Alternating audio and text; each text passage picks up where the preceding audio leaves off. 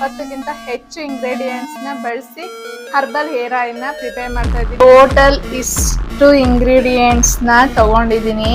ಏನೇನು ಅಂತ ಹೇಳೋಣ. ಸೊ ಮೊದಲನೇದಾಗಿ ನಾನು ನೆಲ್ಲಿಕಾಯಿ, ಈರುಳ್ಳಿ, ಸಣ್ಣ ಈರುಳ್ಳಿ ತಗೊಂಡಿದ್ದೀನಿ. ಆಮೇಲೆ ಜಾಯಿಪತ್ರೆ, ಲವಂಗ, ಚಕ್ಕೆ, ಹಾಗೆ ಅಲೋವೆರಾ ಜೆಲ್, ಇದು ದಾಸವಾಳ ಹೂವು, ಕರ್ಬೇವು, ಇದು ದಾಸವಾಳದ ಎಲೆ, ಇದು ಮೆಹಂದಿ ಎಲೆ ತೊಳೆದು ವಾಶ್ ಮಾಡಿಕೊಂಡು ಡ್ರೈ ಮಾಡ್ಕೊಂಡಿದ್ದೀನಿ, ಅದಕ್ಕೆ ಈ ಕಲರ್ ಬಂದಿದೆ.